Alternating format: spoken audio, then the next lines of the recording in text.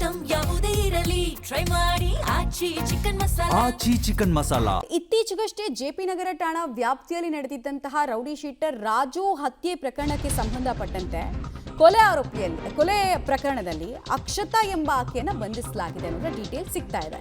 Rowdy sheeter Raju ಬಗ್ಗೆ ಆರೋಪಿತೆ ಅಕ್ಷತಾ ಸುಳಿವನ್ನ ಕೊಟ್ಟಿರ್ತಾಳೆ. ಅಂದ್ರೆ opposite ಗ್ಯಾಂಗ್ಗೆ ಈತನ ಚಲನವಲನದ ಬಗ್ಗೆ ಮಾಹಿತಿಯನ್ನು ಕೊಟ್ಟು ವಾಪಸ್ ಬರಬೇಕಾದ್ರಿನ ದೃಶ್ಯ ಸಿಸಿಟಿವಿಯಲ್ಲಿ ಸೆರೆಯಾಗಿದೆ. ಕಾರಲ್ಲಿ ಬಂದ ಹಂತಕರಿಗೆ ರಾಜು ಇರೋ ಬಗ್ಗೆ ಅಕ್ಷತಾ ತೋರಿಸ್ತಾಳೆ.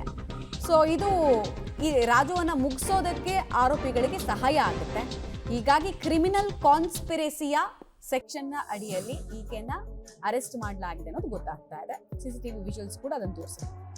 ಅಕ್ಷತಾಳನ್ನ ಗಮನಿಸ್ತಾ ಇದ್ದೀರಾ ನೀವು. ಸೊ ಆ ಯೆಲ್ಲೋ ಬೋರ್ಡ್ ಗಾಡಿ ಇದೆಯಲ್ಲ, ಇದೇ ಗಾಡಿಯಲ್ಲಿ ದುಷ್ಕರ್ಮಿಗಳು ಎಸ್ಕೇಪ್ ಆಗೋ ದೃಶ್ಯ ಇನ್ನೊಂದ್ ಕಡೆಗೆ ನೀವು ನೋಡಿರ್ತೀರಾ. ಆ ರಾಜು ಹತ್ಯೆ ಮಾಡಿದ ನಂತರ ಸೊ ಇವರಿಗೆ ರಾಜು ಎಲ್ಲಿದ್ದಾನೆ ಅಂತ ಹೇಳಿ ವಿವರವನ್ನ ಕೊಟ್ಟು ಆಕೆ ಎಸ್ಕೇಪ್ ಆಗುವಂತಹ ದೃಶ್ಯವನ್ನ ಕೂಡ ನೋಡಿದ್ದೀವಿ. ಈ ಮಾಹಿತಿನ ಆಧರಿಸಿ ದುಷ್ಕರ್ಮಿಗಳು ಹೋಗಿ ಮುಗಿಸ್ಬಿಡ್ತಾರೆ. ಡೀಟೇಲ್ಸ್ ಕೊಡ್ತಾರೆ ಉಮೇಶ್. ಅಕ್ಷತಾ ಹಿನ್ನೆಲೆ ಏನು? ಈ ಆರೋಪಿಗಳು ಅಕ್ಷತಾಳನ್ನ ಹೈಯರ್ ಮಾಡಿದ್ದ ಅಥವಾ ಈಕೆ ಕೂಡ ಈ ಗ್ಯಾಂಗ್ನ ಭಾಗನ? ಏನ್ ಮಾಹಿತಿ?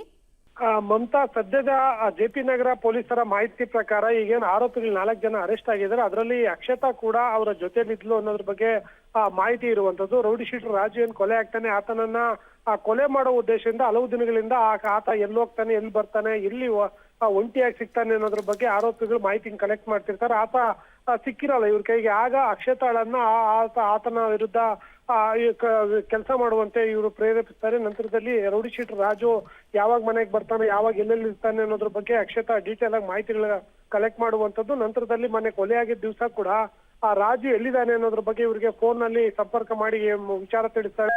ಸ್ಥಳಕ್ಕೆ ಬಂದಂತ ವೇಳೆಯಲ್ಲೂ ಕೂಡ ಈಕೆಯೇ ಒಂದು ಹೋಂಡಾ ಆಕ್ಟಿವ್ ಬೈಕ್ ನಲ್ಲಿ ಮುಂದೆ ಕರ್ಕೊಂಡು ಹೋಗಿ ಅವರ ಆರೋಪಿಗಳನ್ನ ಲೊಕೇಶನ್ ತೋರಿಸಿ ಅನಂತರದಲ್ಲಿ ಈಕೆ ಯೂಟರ್ನ್ ತೆಗೆದುಕೊಂಡು ವಾಪಸ್ ಬರುವಂತದ್ದು ಸಿಸಿಟಿವಿಯಲ್ಲೂ ಕೂಡ ಸೆರೆ ಆಗಿತ್ತು. ಸದ್ಯಕ್ಕೆ ಜೆಪಿ ನಗರ ಪೊಲೀಸರು 4 ಬಂಧಿಸಿದ್ದು ಈಗ ಅಕ್ಷತಾಳನ್ನು ಕೂಡ ಬಂಧನ ಮಾಡಲಾಗಿದೆ.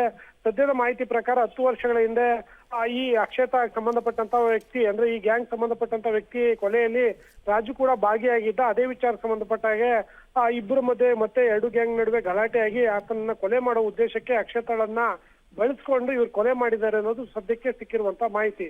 ಮಮತಾ, ಹಾಗೆ ಸಂಪರ್ಕದಲ್ಲಿ ಉಮೇಶ್ ವಾಪಸ್ ಬಂದೆ.